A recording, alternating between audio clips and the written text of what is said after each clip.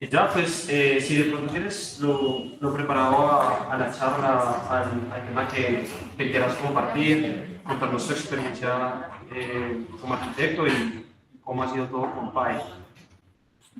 Súper, de una. ¿Has preparado una exposición o perdón, una presentación y ahí la puedes compartir y yo la vamos a estar viendo por acá? Y al finalizar, si te parece, hacemos una pequeña sesión de preguntas y respuestas. Súper, de una. Entonces hagamos lo siguiente. Voy a compartir.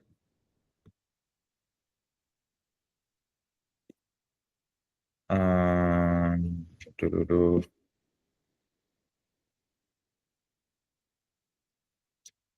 ¿Qué tal? ¿Ahí están viendo bien? Sí.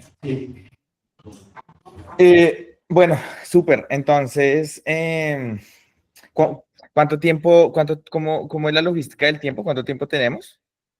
Pues lo hemos planteado de 45 a 50 minutos de exposición y ahí las preguntas de los estudiantes. Súper. Buenísimo. Bueno, nada, voy a intentar hacerlo lo más corto posible, sobre todo con el objetivo de abrir un poco la conversación, porque siento que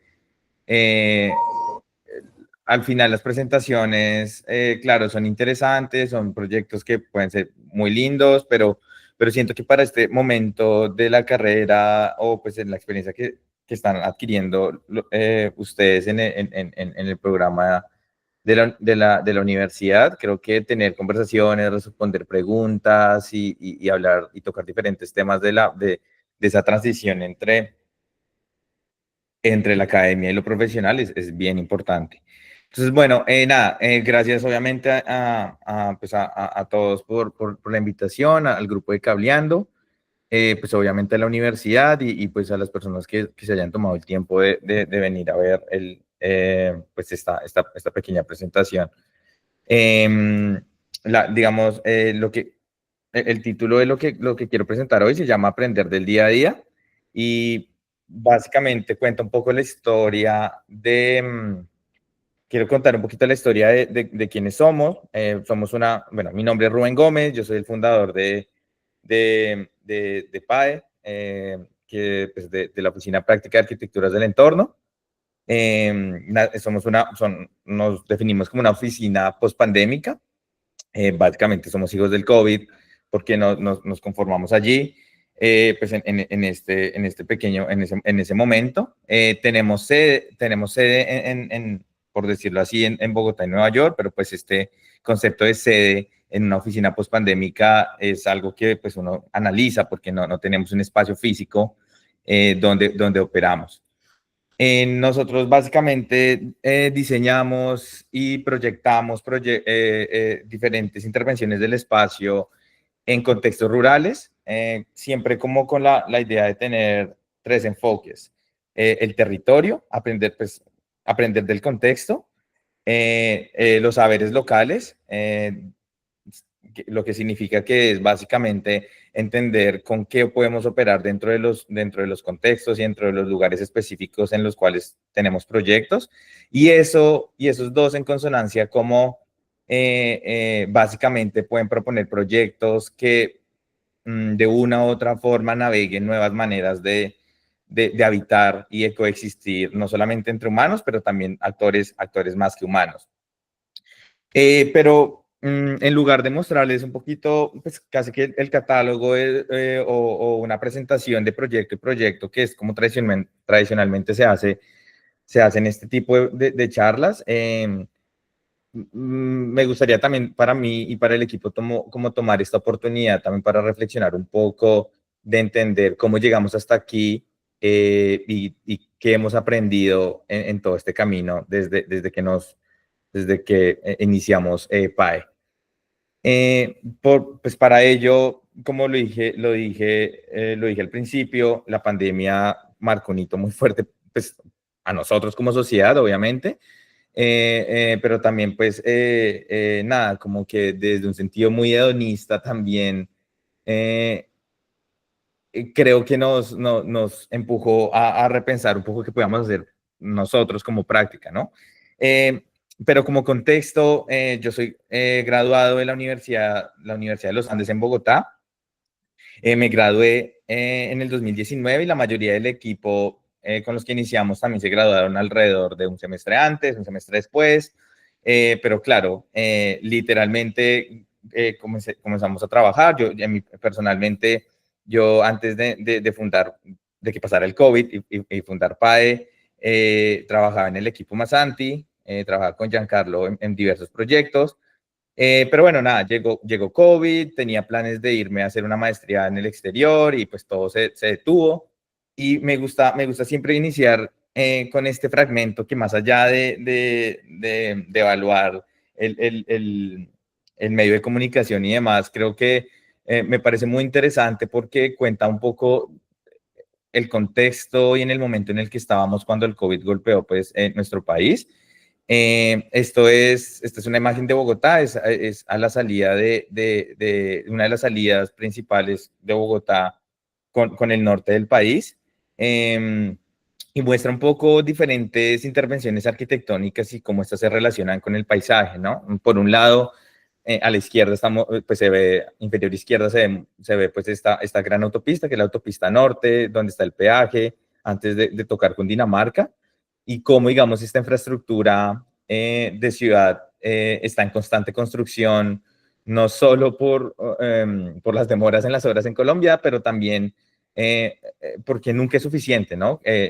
Por el gran crecimiento que tienen nuestras ciudades, nunca es suficiente la infraestructura que tenemos. Y por el lado izquierdo tenemos diversas intervenciones del espacio a diferente escala, ¿no? Por un lado vemos en la montaña como grandes viviendas unifamiliares de aproximadamente, en esta montaña deben ser casas de más de 3.000 metros cuadrados, se van ubicando en la montaña, o luego tenemos esta intervención que se ve a la izquierda, que de hecho es un colegio diseñado por Daniel Bonilla, que es el Colegio Rochester. Nada, comienza como a darnos un poco de cómo en nuestro contexto local se estaba entendiendo la arquitectura. Y esto sumado a lo que les contaba, recién graduado, como que estábamos un poco en esa incertidumbre de qué hacer. Y luego me gusta traer este meme porque siento que habla muy bien de la situación en que nos encontrábamos, como después de estar en esta pecera, esto es de Buscando a Nemo, obviamente, no sé si algunos lo han visto, después de estar en esta pecera y salir al mar, ahora estamos encapsulados en estas bolsitas, ¿no? Y la pregunta es como, ¿qué onda, no? ¿Qué hay por hacer? Las ofertas laborales disminuyeron un montón, para no decir que eran inexistentes en ese momento. Y volviendo como con esta actitud positiva, casi que hedonista, nada, básicamente yo, bueno, una de las primeras personas que comenzó con PAE y yo comenzamos a, a hacer lo que al menos en la universidad nos habían enseñado, que eran los concursos, ¿no? Entonces, con esta suerte del concurso público, comenzamos a buscar proyectos que se pudiesen hacer, fuesen de ideas, fuesen proyectos con ONGs, bueno, buscando concursos por un lado y por otro. Y lo que sí siento que la pandemia produjo, y esto es un poco como un antes y un después en cómo las oficinas de arquitectura jóvenes pueden iniciarse, es que hacer un proyecto o un concurso no sé, en Quindío o en Colombia, digámoslo así, está a la misma distancia que hacer un concurso en Rusia. Entonces, dentro de este panorama, pues nada, como que básicamente realizamos varios concursos, teníamos como un conocimiento concursero, pues como les dije antes, venía de estar en este trabajo en el equipo Masanti, donde pues, no sé, hice más de 50 concursos, pero el caso es que con esta idea exploramos diversas opciones. Este es un primer concurso muy rápido, voy a pasar para no demorarme tanto tiempo. Este es un proyecto que sucedió, que era un proyecto estudiantil, pero luego como que con mi amigo tratamos de modificarlo y ver cómo esto podía ser una propuesta para crear tipologías de vivienda rural en el eje cafetero como una manera de poder atraer las nuevas generaciones a vivir en esta suerte de nuevas disposiciones agrícolas. Proyectos súper especulativos, pero creo que nos ayudaban a entender un poco de cómo la arquitectura podía llegarse a relacionar de otras maneras pues con la topografía y con como lo que nosotros catalogamos como actores más que humanos. Pero dentro de esta búsqueda encontramos en internet un concurso que organizaba la ciudad de Murmansk, que es la ciudad más grande del Círculo Ártico y pues es una ciudad rusa, que básicamente en este afán, bueno, en este afán de ver cómo responder a esta nueva realidad del COVID, sacaron esta propuesta, pues este reto de buscando diseñadores de diferentes partes del mundo, de ver cómo se podían generar nuevas formas de hacer espacio público pues para el contexto de Murmansk. Es un contexto muy único, muy diferente al que tenemos en Colombia, entendiendo que muy pocos días sale el sol, y que incluso la habitabilidad de estos espacios es casi nula, donde, no sé, una cosa que aprendimos de lo que nos estaba arrojando el concurso era que los andenes no se podían transitar porque tenía este efecto de hielo, donde pues no, era imposible caminar sobre esto. Entonces, básicamente una propuesta muy sencilla que hicimos fue como implementar, en lugar de crear como zonas muy abiertas, lo que intentamos hacer fue como darle un poco de reversa a esto y crear pequeñas folies muy parecido, muy inspirados en el Parlabilé de Bernard Tschumi, que seguramente muchos de ustedes ya lo han analizado, incluso estudiado en la universidad. Entonces, creando estas folies a lo largo del parque, no solamente generábamos como espacios de refugio para las personas que habitaban el parque, pero también como con estas nuevas disposiciones en los techos, como se ven ahí en los renders, collage, como que interactuaba de diversas maneras con el agua, pues que es básicamente es de lo que está cubierto Murmansk. Algunas veces condensaba el agua, otras veces, no sé, como creaba chorros, bueno, como una suerte de máquina de espacio público. Ganamos este concurso, sin embargo, pues cuando todo regresó a la normalidad, pues como la ciudad decidió cómo dejar eso en pausa y nunca se realizó.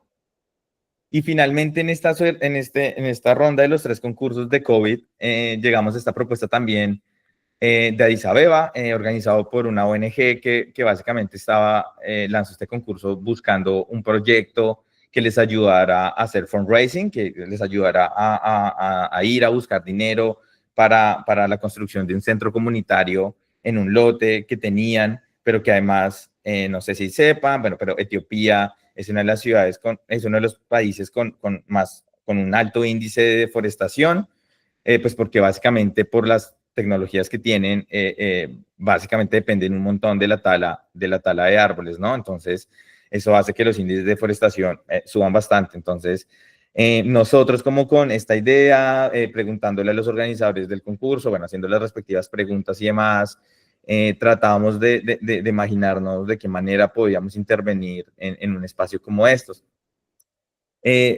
Para nosotros siempre ha sido muy importante, como lo han visto, tratar de aventurarnos a entender todas estas dinámicas, estas relaciones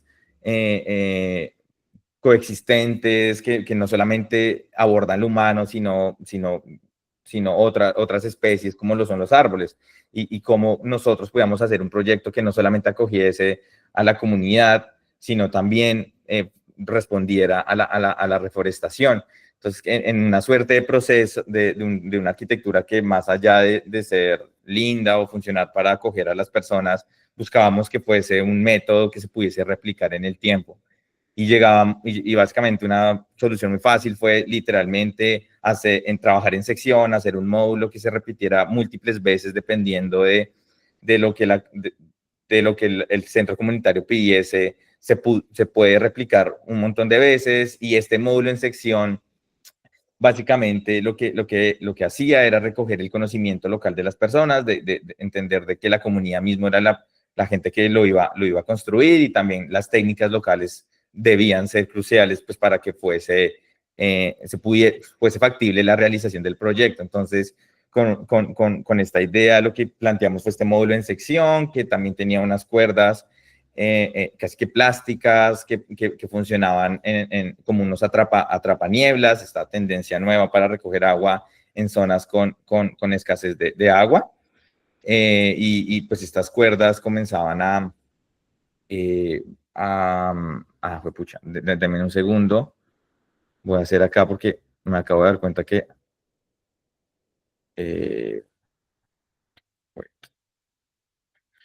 hay unos GIFs que creo que no se ven muy bien.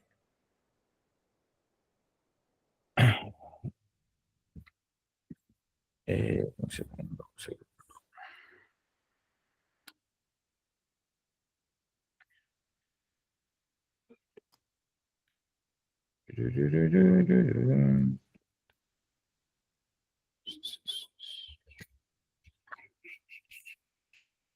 Sí, ahora sí.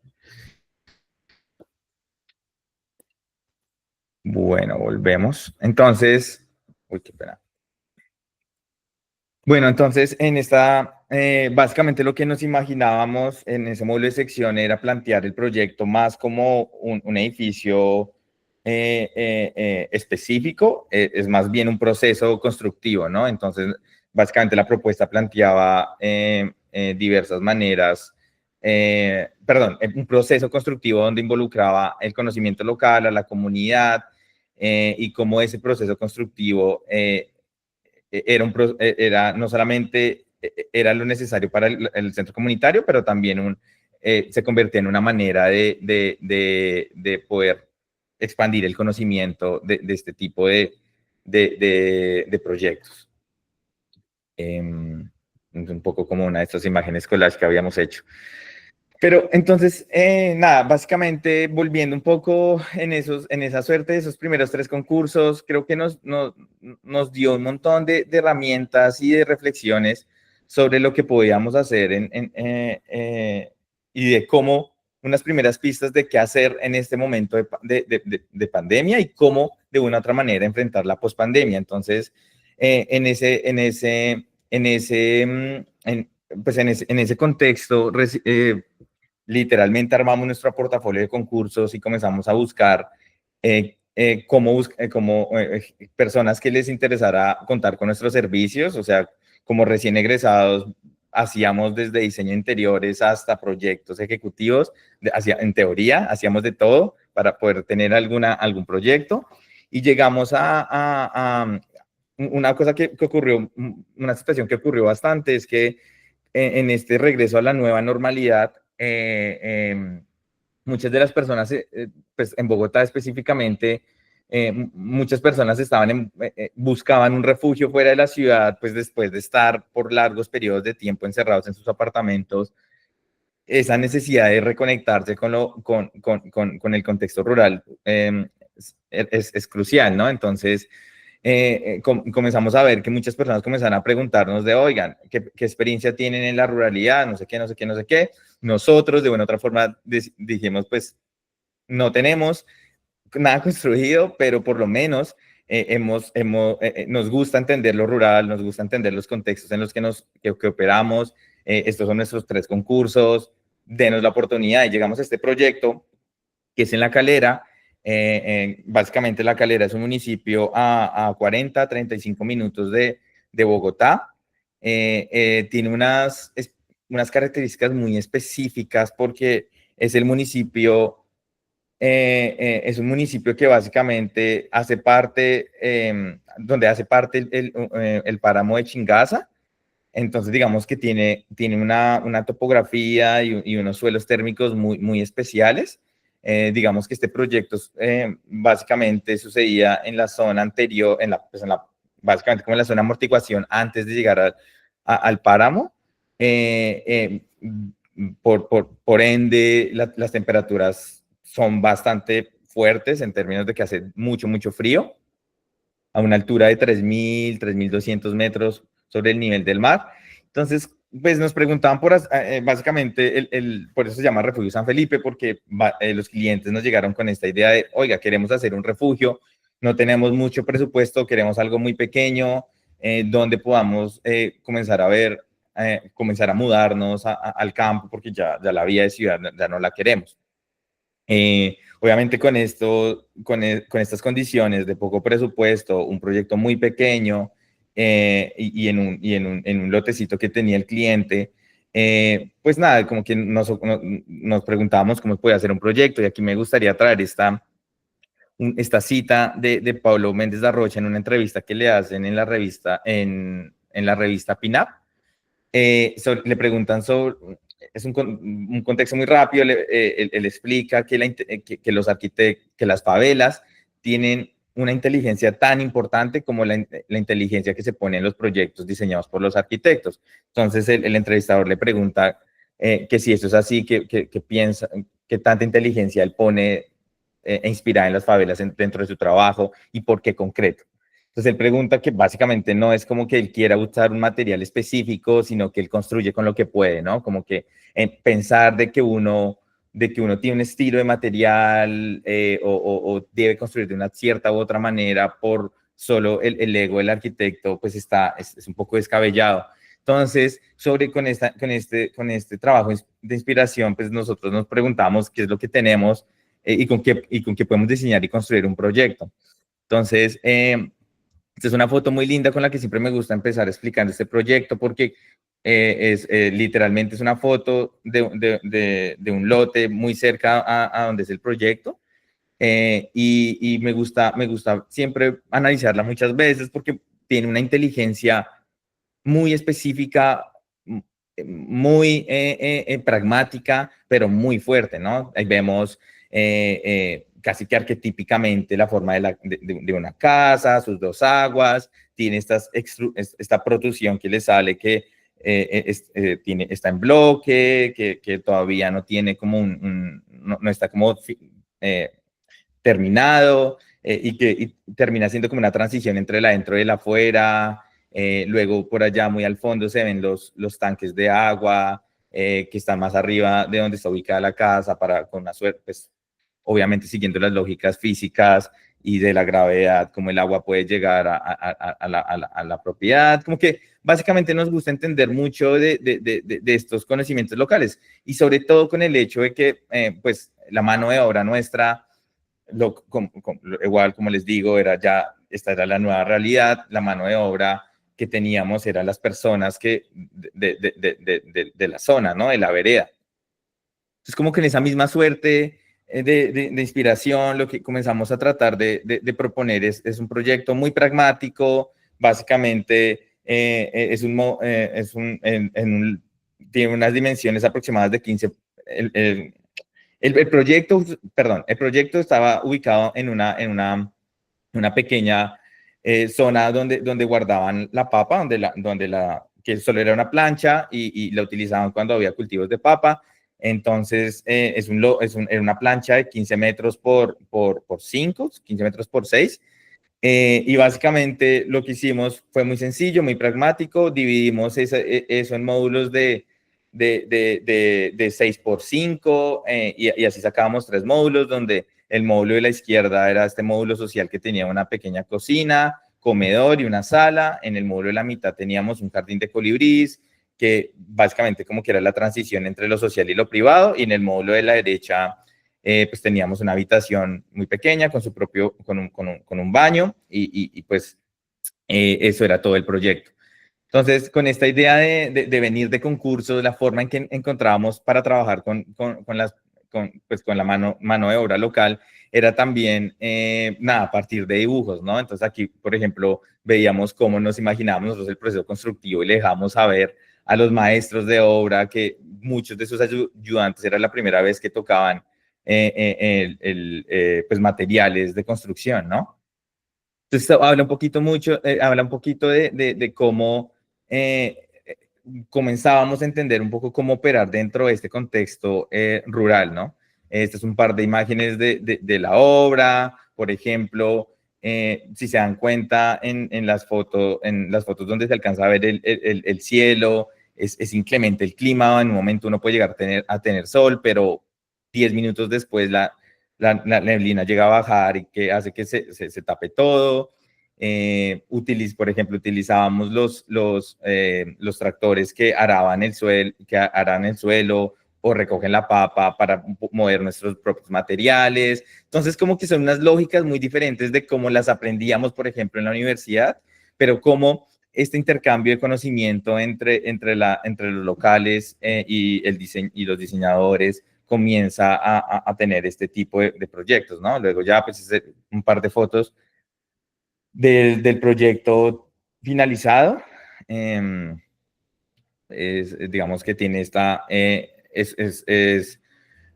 es una estructura de mampostería recubierto con esta teja de color negro y con el interior en madera de pino pues para acumular el calor, ¿verdad?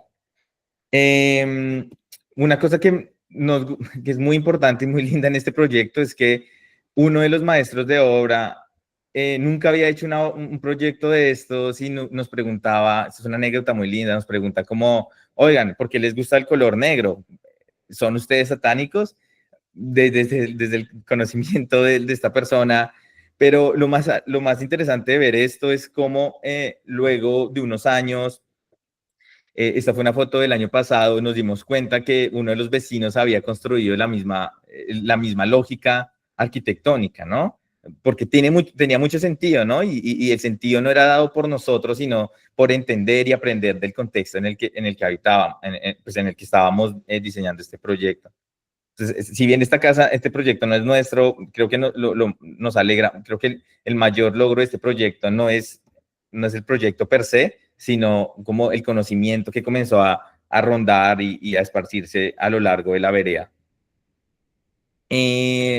Pucha, me estoy extendiendo un montón, pero bueno, voy a intentar pasar muy rápido. Este es otro proyecto que también explora, es en Villeta, que también es muy cerca a Bogotá, a una hora tal vez, pero pues estamos alrededor de los 1.100 metros sobre el nivel del mar, entonces las temperaturas pues, suben bastante y este es un proyecto que nos lo dieron ya con este plan maestro, donde básicamente es una familia que tenía un lote familiar por mucho tiempo y habían hecho un plan maestro de cómo hacer un ecolodge, o bueno, unas cabinas ecológicas para que las personas pudiesen hospedarse y crear como un negocio de familia. Entonces lo que estaban buscando era hacer era un prototipo. Entonces, digamos, nosotros con esta misma lógica comenzamos a crear estos collages que básicamente utilizaban materiales del mismo lote que se habían caído por una o por otra razón, con el objetivo de poder proponer un prototipo que pudiese replicarse y pudiese ser como extraído o utilizado con materiales del mismo lote, ¿verdad? Entonces es una cabina muy pequeña, 5x5, con una estructura en madera, recubierto en estas ramas siempre se me olvida el nombre, perdón, se los debo. Pero básicamente eso lo que hacíamos era traer todas estas ramas y organizarlas lo más parejo que pudiesen para crear una fachada, una envolvente que pudiese cubrir esta estructura en madera y así poder como lograr este prototipo de cabina, ¿verdad?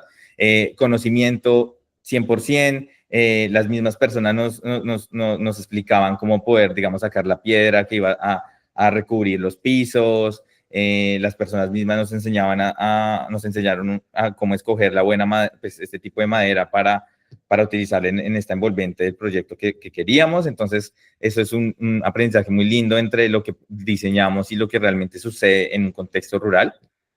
Digamos que este proyecto, como se ve, digamos, tiene como esta envolvente, obviamente no es 100% cubierto, no 100% separa el interior del exterior, e incluso pues creamos esta facha, este techo que se abre y se cierra dependiendo de la temperatura, ¿no?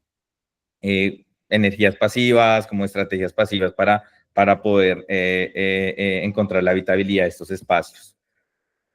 Luego tenemos este proyecto, también en otro municipio, que es La Mesa, también a una hora de Bogotá, 900 metros sobre el nivel del mar.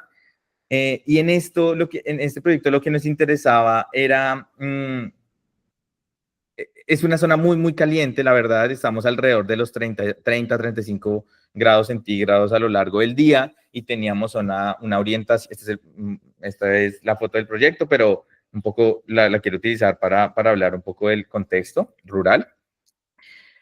O pues de las especificaciones del sitio. Como digo, 30 a 35 grados regularmente y estábamos, la orientación de la vivienda estaba hacia el norte, hacia el sur, perdón, lo que básicamente implicaba que en todo momento íbamos a recibir el sol, pero de una forma muy directa, ¿verdad? Entonces, eso tenía cosas buenas, cosas malas, porque teníamos esa orientación fija, porque pues era básicamente lo que el cliente quería, porque es donde también están las mejores vistas. Pero en estos contextos, servicios como el agua, la luz, el gas son inexistentes, ¿verdad? Entonces, tener un aire acondicionado, pues ya que el lugar se iba a calentar un montón, era casi que impensable. Entonces, entendiendo como estrategias pasivas que podíamos hacer desde el diseño, se nos ocurrió plantear estos cinco muros orientados de sur a norte con el objetivo porque además también les podíamos llegar a responder a la rosa de los vientos, poder lograr una ventilación cruzada en todo momento y casi que no hacer muros en el otro sentido era una prioridad. Entonces, digamos que el proyecto se basa en poder, esta es una maqueta, de poder generar esos grandes muros para generar sombra cuando se pudiese, dependiendo de las horas del día, pero dos, también como poder guiar los vientos y crear como esta suerte de ventilación cruzada. Este es un par de dibujos de las taxonometrías. Para nosotros también, como se pueden dar cuenta a lo largo de nuestros dibujos, es muy importante, si bien hacer dibujos arquitectónicos, también dibujos que puedan dejarnos saber cómo va a ser esa habitabilidad, cómo se entiende ese habitar y cómo nos vamos a relacionar con el paisaje. Estas es un poco las plantas que estamos proponiendo. Entonces, básicamente, estos muros lo que hacían era dividir las zonas, muy parecido al primer proyecto. Entonces, en el primer módulo de la izquierda teníamos la zona de comer, entonces teníamos la cocina y un pequeño comedor. La segunda zona es donde está la piscina, una piscina, jacuzzi piscina de 2 metros por 5 metros. Que pues nos ayudaba con esa orientación porque enfriaba el aire cuando generábamos esta ventilación cruzada, luego en el siguiente módulo la habitación y luego pues el baño. Son un par de imágenes del proyecto, de cómo ese pequeño gesto se repite 5 veces, pues repitiendo 5 veces como que es todo el proyecto realmente, ¿cierto? Esta transición entre plano y plano, utilización de materiales muy sencillos. Esta es una estructura en acero, pero recubierta con muros de terboar, una placa, pues, un enchape cerámico de los más baratos del mercado. Pero bueno, para eso está el diseño y cómo podemos, con lo mínimo, lograr gestos muy grandes. Y bueno, y así 100% podría seguir mostrando un par de proyectos más en diferentes lugares, pero creo que perdón, lo lindo pues bueno, de diferentes lugares, diferentes oportunidades que hemos tenido de diseñar diferentes proyectos en otras partes de Colombia. Pero volviendo un poco a lo que les decía al inicio, creo que una oficina pospandémica también comienza a diluir un poco estos límites geográficos y nos permite también entender de que podemos encontrar asociaciones y cooperar con otras personas en otras latitudes para hacer otros proyectos. Es así que, bueno, un contexto ya más personal, como que cuando estábamos haciendo este último proyecto que les mostré, viajé aquí a Nueva York a hacer mi maestría en arquitectura y eso pues me permitió conocer gente increíble, gente súper talentosa con la que luego pudimos comenzar a trabajar dentro de PAE para hacer otro tipo de proyectos en colaboración. Hemos hecho proyectos, colaborado con oficinas en México, con profesionales y profesores en Chile, tenemos un proyecto en China que ahorita les vamos a mostrar y un par de proyectos aquí en Nueva York. Pero más allá de eso, luego como con con esta hambre de aprender, que por algo es el título de nuestra charla, de aprender del día a día. Para nosotros, esta conexión entre la academia y la práctica es muy importante, no solo como una manera de proyectar con un sentido y con una agenda muy específica, sino también de entender y aprender de nuevas maneras de cómo enfrentarnos al contexto, ¿verdad? Me gustaría, antes de empezar con esta parte del capítulo, mostrar esta imagen que es una exhibición hecha por la Oficina para Innovación Política, liderada por Andrés Jaque. Andrés Jaque es uno, si no es el arquitecto más influyente de los últimos años, personal, pues, me parece a mí. Es básicamente, esta exhibición lo que busca es básicamente cómo podemos mapear, cómo podemos traer a la conversación pública actores que que usualmente no están renderizados. ¿Qué significa eso?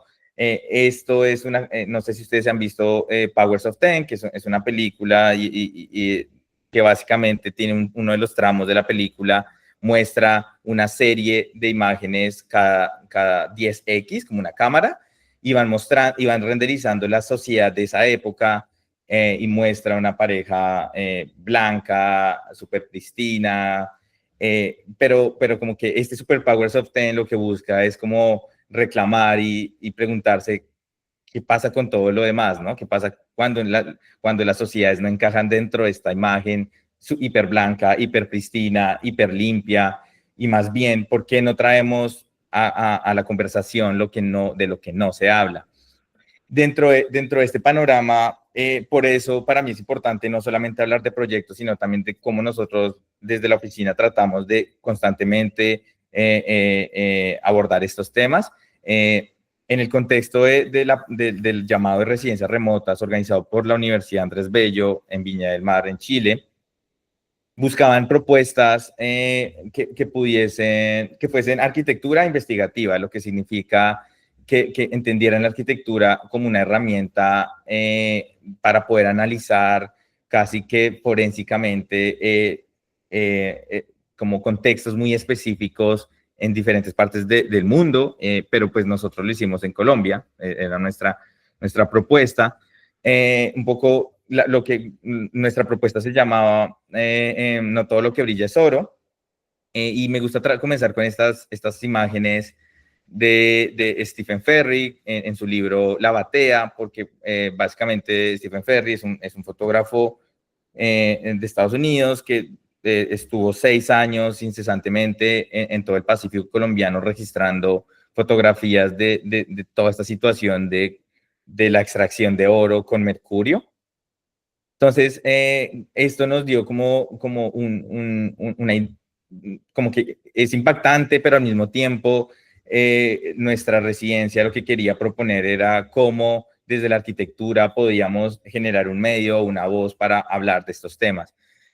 Nosotros llegamos con una propuesta en que comenzábamos a generar maquetas de las condiciones cotidianas del Pacífico, ¿no? Donde básicamente se podía ver la relación entre los seres humanos y el ecosistema del Pacífico, el río Atrato, la extracción del oro, el uso del mercurio y todas las afectaciones que tiene toda esta situación para las personas que estén interesadas. En verdad es crucial ver cómo la afectación que se le está haciendo al Pacífico.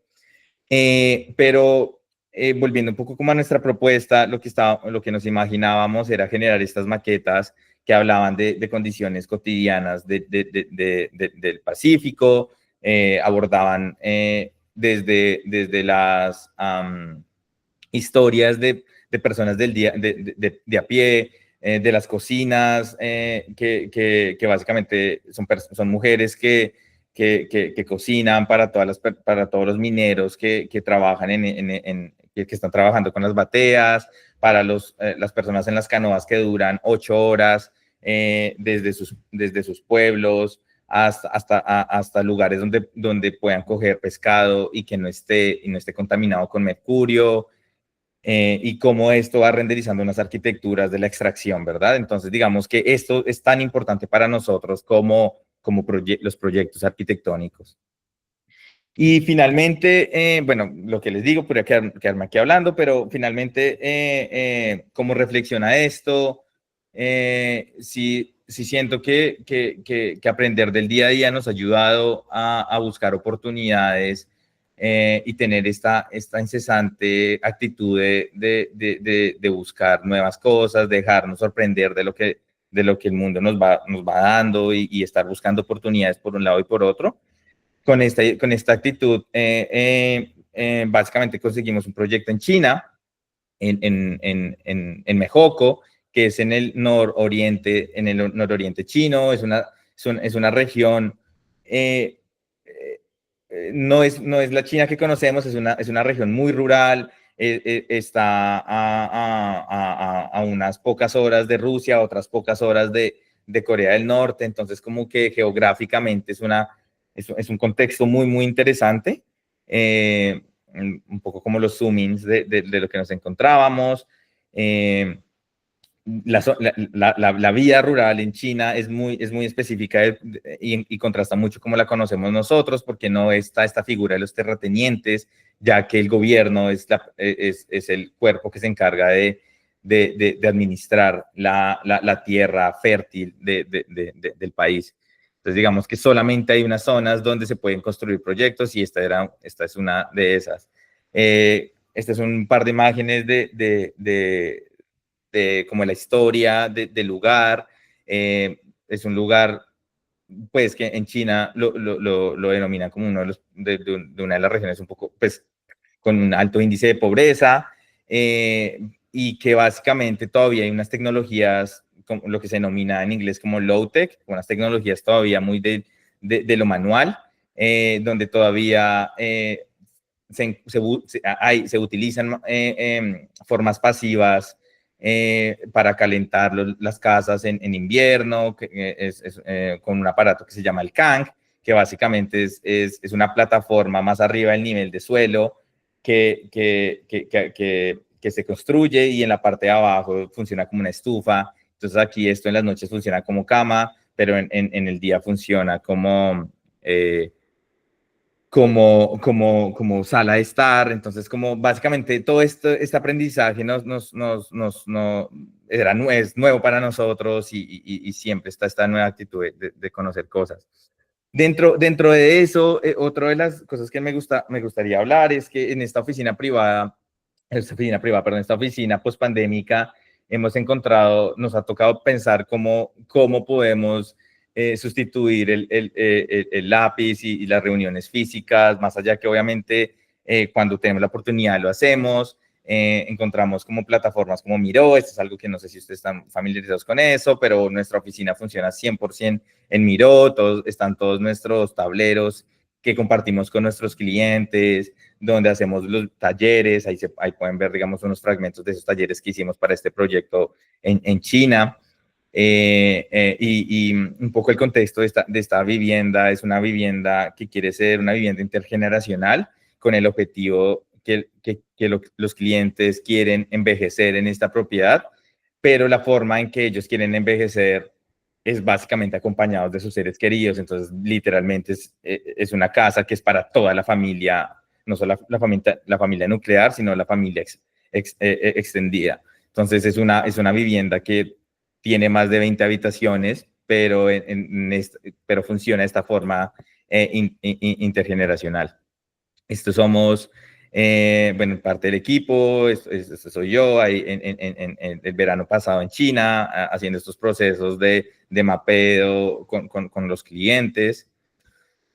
Y básicamente lo que ellos querían era algo muy sencillo. Básicamente estamos trabajando una barra, es una barra que se compartimenta en dos pues, para evitar esta lectura súper densa de la arquitectura y horadamos unos pequeños orificios a lo largo del volumen para generar pequeñas zonas de circulación de aire y también en el nivel bajo una conexión entre el sur y el norte de la vivienda.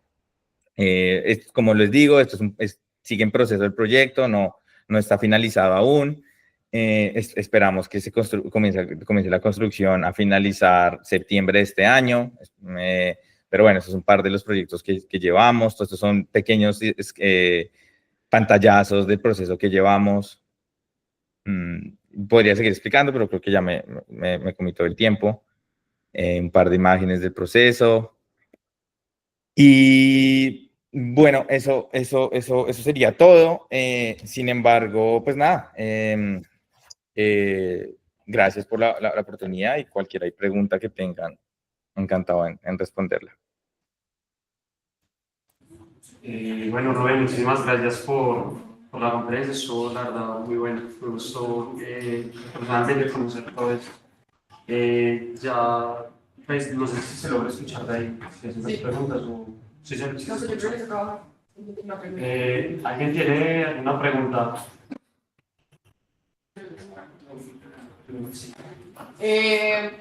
Mi pregunta es, ¿cuál ha sido el reto más grande de crear una oficina y qué recomendación tienes para los chicos que quieren comenzar a abrir su oficina, pues que están empezando?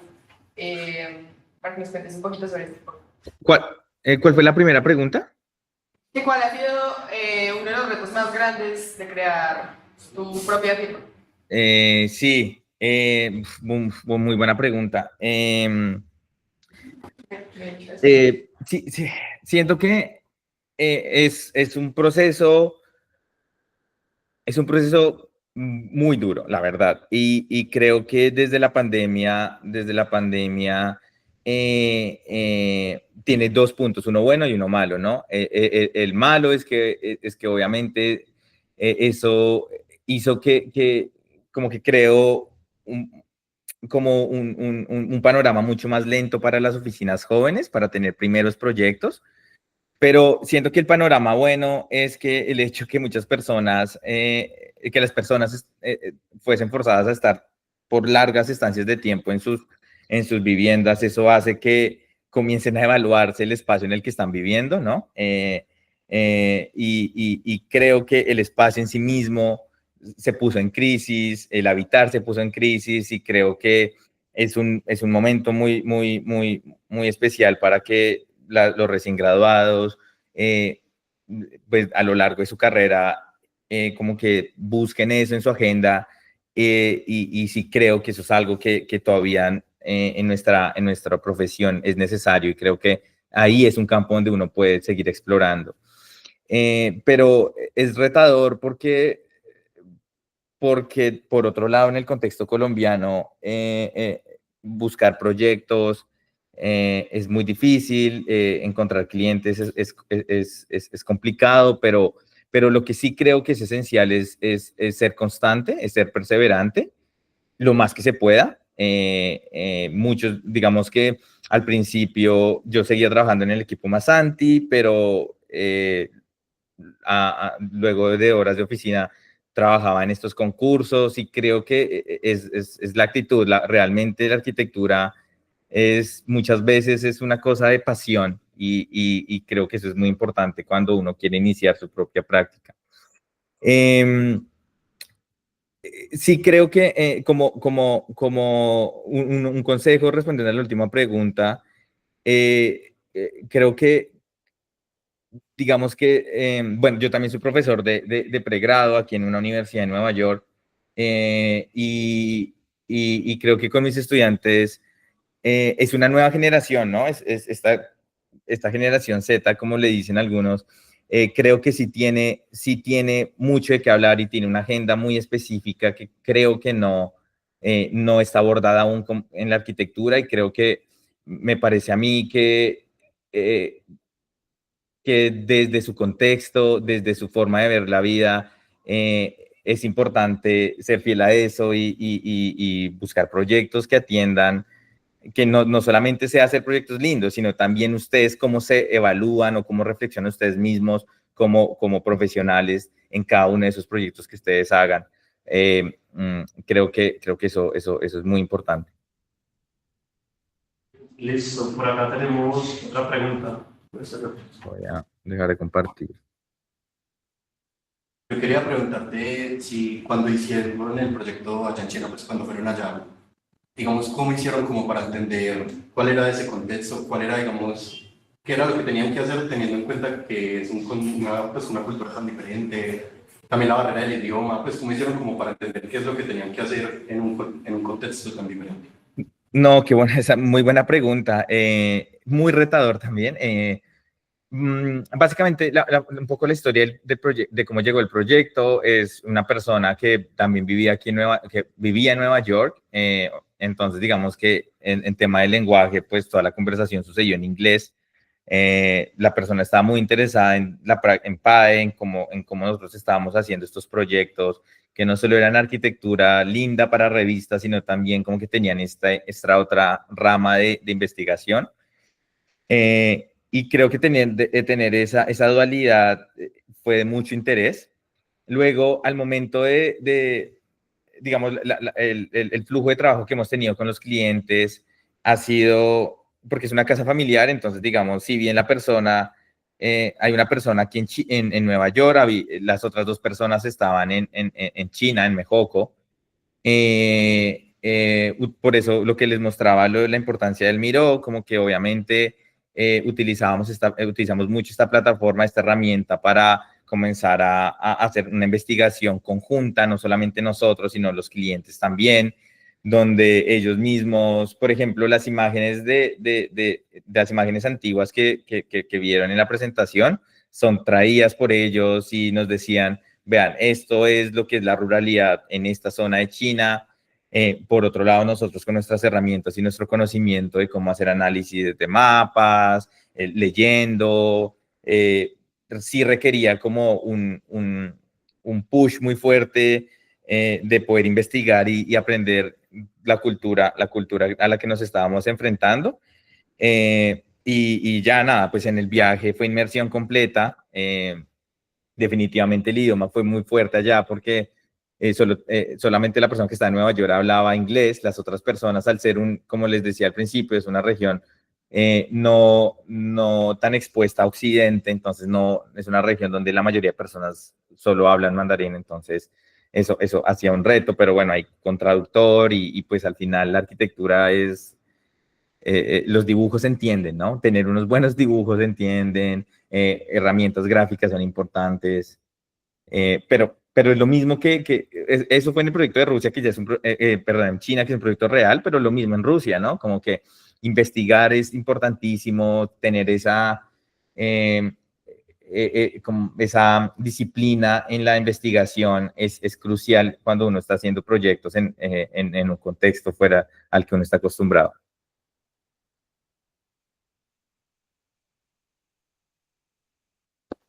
Espero que eso haya respondido Sí, Rubén, muchas gracias. Ya para terminar, yo tengo una pregunta para ti. Bueno, son dos. La primera, en ese conversatorio hay mucha gente de primeros semestres, si no me equivoco.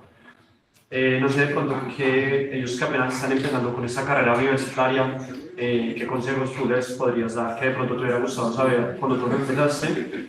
Y la segunda es que a lo largo de toda la charla me interesó mucho el tema que tú hablaste acerca de la bioclimática. No sé si de pronto, de una forma más detallada, cuál es el enfoque que dentro de tu firma se tiene acerca de la bioclimática que es tan importante para ahora la arquitectura. Súper, perfecto.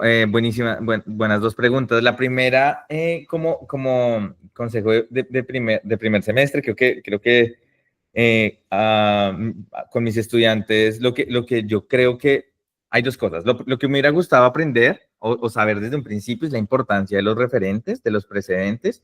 Creo que en Colombia en particular somos profesionales muy disciplinares, mejor dicho, lo que significa que sabemos hacer un dibujo, sabemos manejar todos los programas que queramos, sabemos manejar Rhino, Revit, SketchUp, hacer renders, todo eso está muy bien, y en verdad somos muy competitivos, diría que a nivel mundial en ese campo. Y de hecho, eso es una de las razones por las cuales PAE tiene tantos proyectos afuera, es porque digamos como que al nivel que llegamos a nivel de dibujo y de especificación es muy alto porque de esa manera fuimos educados, ¿verdad? Sin embargo, algo que tenemos mucha carencia y que siento que también en parte somos nosotros como estudiantes, pero también las instituciones, es la falta de referencias. No somos arquitectos o arquitectas con una lista de referentes amplia. Realmente los referentes que vemos no pueden ser de Instagram, no pueden ser de Pinterest, ¿no? Por eso es que es importante ver la historia, es importante estar pendiente de lo que se publica en las revistas de arquitectura, ser muy rigurosos con eso, porque el conocimiento, en este mundo globalizado, el conocimiento arquitectónico está cambiando todos los días, y creo que cuando salimos y queremos hacer un proyecto, es muy fácil quedarse uno atrás con este conocimiento de referentes, de precedentes, de ver las oficinas que hoy en día están haciendo cosas, no quedarnos en nuestros referentes nacionales de hace un montón de años, pero no quedarnos tampoco referentes internacionales, no, yo qué sé, Le Corbusier o EMEI, no, o sea, Rem Koolhaas, eso es crucial, obvio, pero hay oficinas hoy en día que están haciendo muchas cosas, y creo que esa hambre por aprender necesitamos seguir cultivándola, y más, me hubiese sido algo que me hubiera gustado mucho saber a medida que iba estudiando mi pregrado. Y la segunda parte, la bioclimática, yo tengo una respuesta muy interesante a eso, Juan, y es que ahorita, bueno, como oficina fuimos invitados a parte de la inauguración de la Bienal de Venecia de este año, que va a suceder ahorita en mayo, y, y lo interesante de la temática de este año, que se llama Intelligence, que es el título para los que quieran averiguar más, pues busquen Bienal de Venecia y entiendan de qué va, cuál es la temática de este año. Habla de las intelligence y es como una contrapropuesta a la inteligencia artificial. Y que otras inteligencias, como un poco como tratando de cultivar esas inteligencias colectivas que se están dejando a un lado. ¿Qué significa inteligencias colectivas? Digamos que desde un contexto latinoamericano, desde un contexto colombiano, es más bien, tal vez en lugar de buscar estrategias hipercomplejas de cómo abordar la bioclimática, tal vez lo que tenemos que aprender es de nuestro contexto, es realmente, sin dejar obviamente la tecnicalidad los tecnicismos, perdón, de la ingeniería, de ver cómo hacer los índices calóricos, la eficiencia energética de los edificios, está bien, pero por otro lado, siento que es un momento para reevaluar también lo que históricamente han hecho cuál es nuestro legado, ¿no? ¿Qué es lo que históricamente han hecho nuestros antepasados para vivir en el trópico, ¿no? Por eso, digamos que construir en proyectos rurales nos exigió a nosotros, en que, claro, nosotros no podíamos utilizar vidrios de doble hoja que nos abordaran una eficiencia energética buenísima, sino que tal vez la solución era no tener vidrios y más bien no tener ventanas, y más bien lo que nos toca hacer es ver cómo podemos, con estrategias tan pragmáticas como la circulación cruzada, cómo podemos generar un diseño que solo aborde la ventilación cruzada, y eso es todo. Y como que tal vez son gestos más fuertes que puedan llegar a abordar eso. Entonces sí siento que, no sé si es un poco romanticón, pero a ver, la verdad es que en estos proyectos chiquitos que les pude mostrar hoy, son proyectos que necesitan tener unos presupuestos muy bajos, son muy pequeños y necesitan también poder abordar esta problemática de la bioclimática desde ese contexto, ¿no? Entonces, ese es un poco como, que puede ser a veces controversial, como abordamos en PAE la bioclimática. Bueno, muchísimas gracias. Creo que ya no hay más preguntas. Entonces, nada, te agradezco por el conversatorio, estuvo muy interesante. También gracias por tu tiempo y por tu buena disposición. No, bueno, nada, muchísimas gracias por la invitación y pues ahí cualquier cosa, bueno, nos pueden seguir por Instagram bueno, nada, cualquier cosa también. Tú puedes pasar el correo si alguien tiene alguna pregunta, si alguien está buscando prácticas, no sé, cualquier cosa, ahí estamos en contacto. Vale, bueno, un saludo, que estén muy bien. Gracias. Vale, muchísimas gracias por todo. Muchas Chao, chao. gracias. Chao.